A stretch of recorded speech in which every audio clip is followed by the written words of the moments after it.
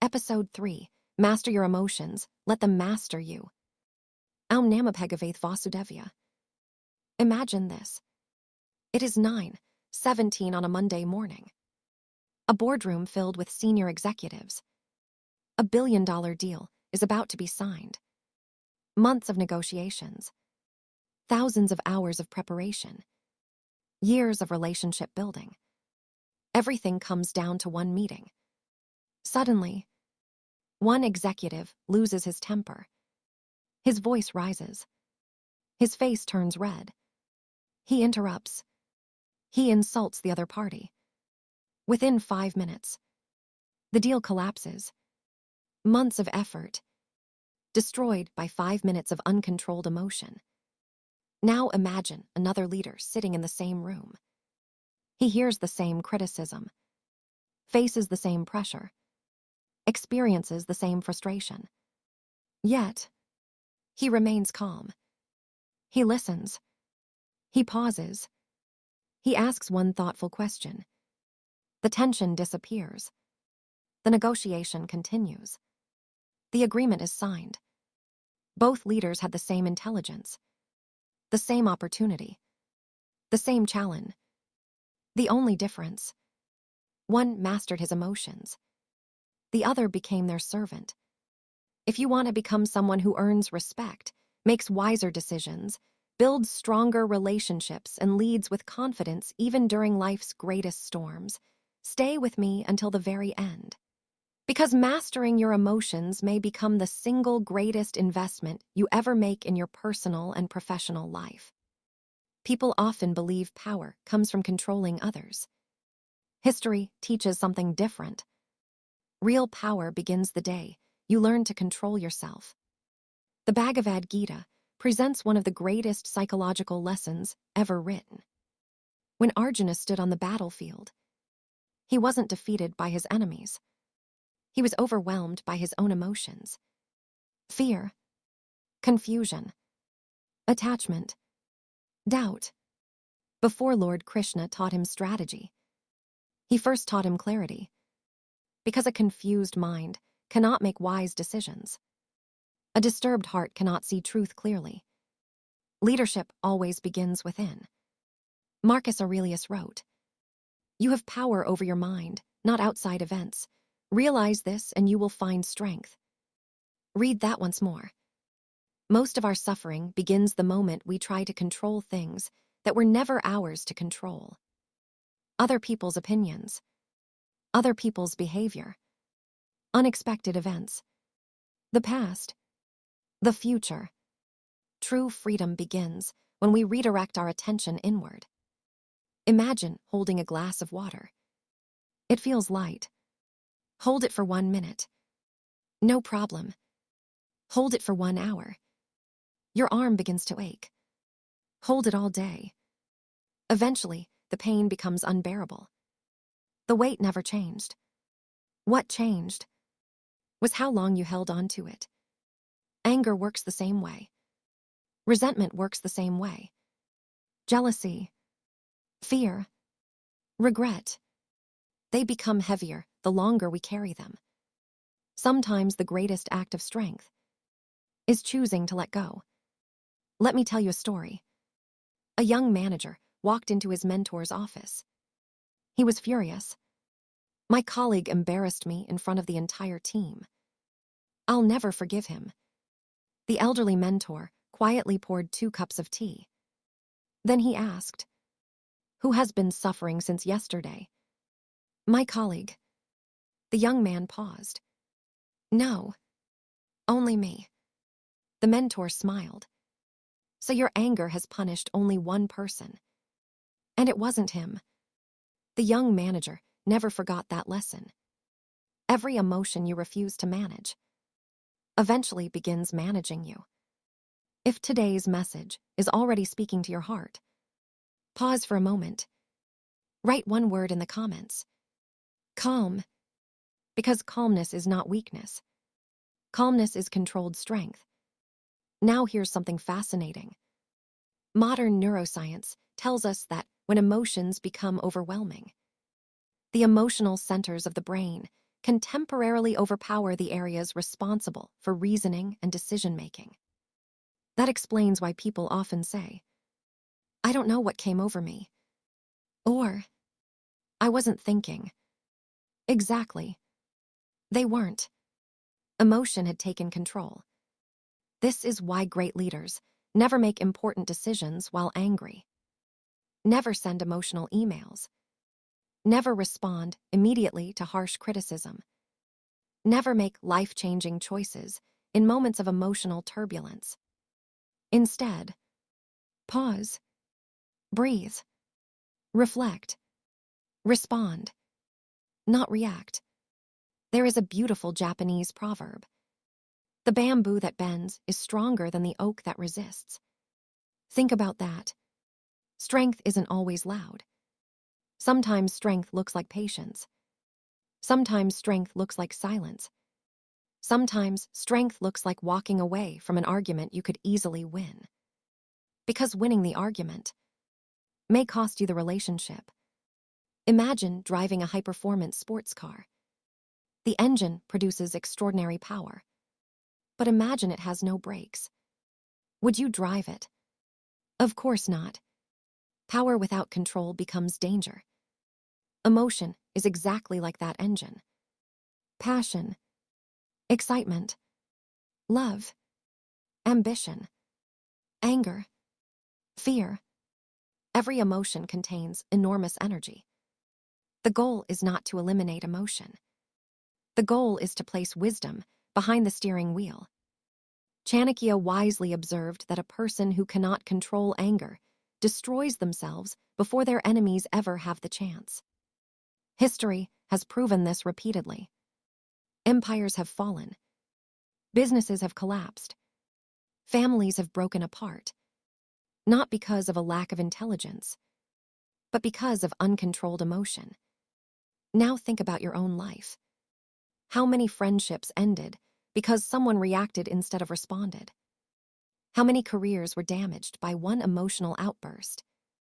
How many marriages suffered because pride refused to apologize? How many opportunities disappeared because patience ran out one moment too early? Emotional intelligence has become one of the most valuable leadership skills in the modern world. Companies hire for competence, but they often promote for emotional maturity. People trust leaders who remain steady during uncertainty, because calmness creates confidence, and confidence inspires trust. But here's where everything changes. Mastering your emotions doesn't mean hiding them. It doesn't mean pretending everything is fine. It means understanding them, without becoming controlled by them. Imagine a captain standing on the bridge of a great ship. Dark clouds gather. Powerful winds begin to roar. Massive waves strike the vessel. The passengers become frightened. Some begin to panic. Some start shouting. Some imagine the ship is about to sink. Now imagine two different captains. The first captain panics along with everyone else. His fear spreads faster than the storm itself. The crew loses confidence. Confusion replaces discipline. The danger multiplies. Now imagine the second captain. The storm is exactly the same. The waves are exactly the same. The danger is exactly the same. Yet his voice remains calm. His instructions remain clear. His decisions remain thoughtful. The crew immediately regains confidence. Nothing about the storm changed. The leader did. And because the leader remained steady, the entire ship survived. Leadership has never been about avoiding storms. Leadership is about remaining composed while everyone else is losing composure. That is emotional mastery. The Roman philosopher Epictetus said, "It's not what happens to you, but how you react to it that matters." Think about that. Two people receive the same criticism. One becomes angry. The other becomes curious. One sees an insult. The other sees an opportunity to improve. The event is identical.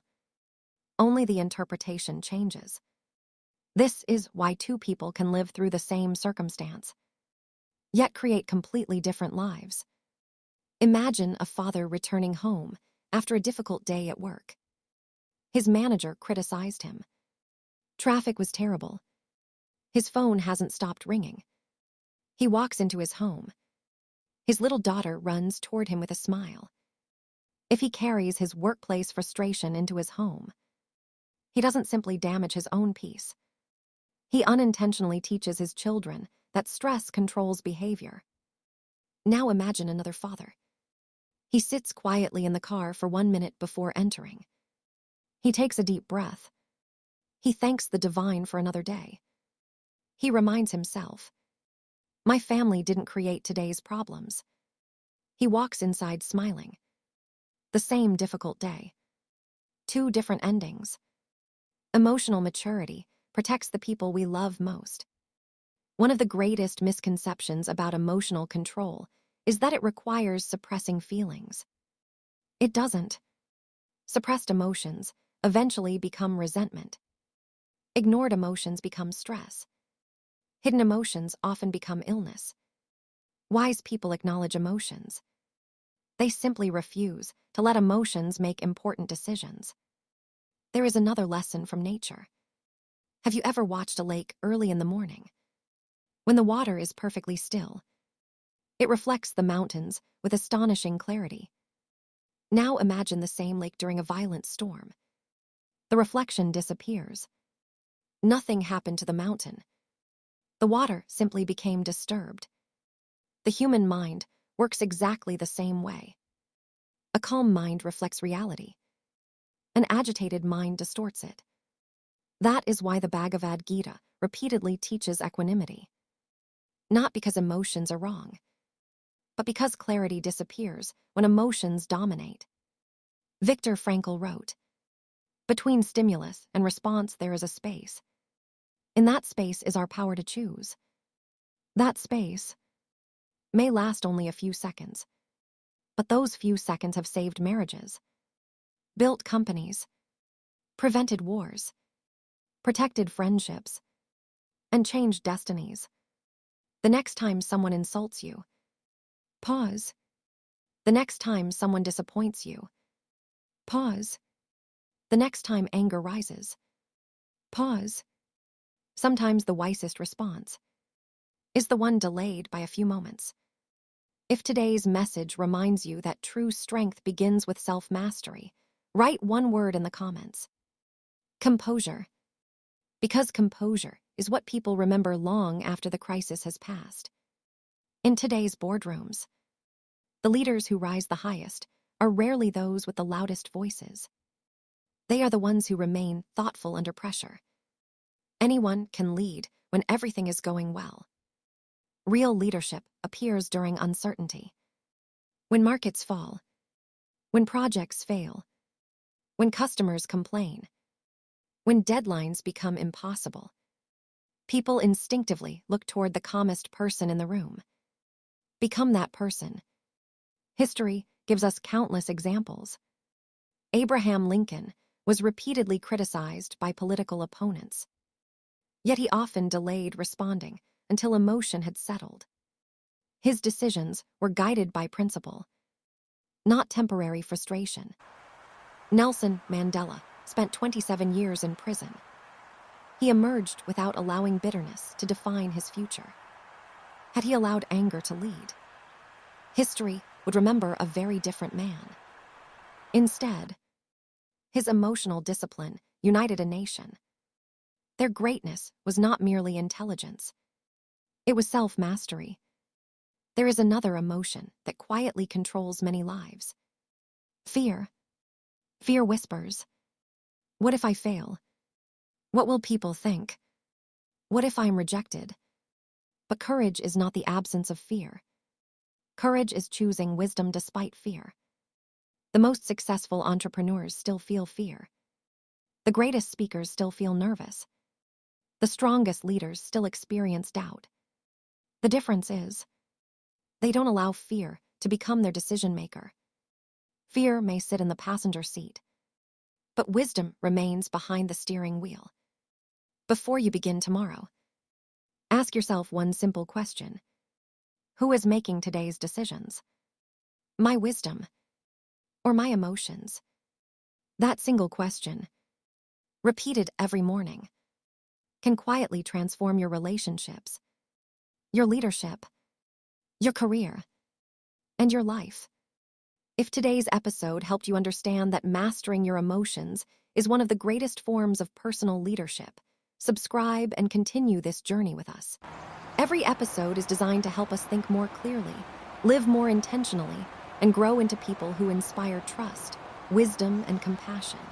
Share this episode with someone who may need this reminder today. One calm response has the power to change an entire life. Together, let us become better individuals, build stronger families, create a better society, and leave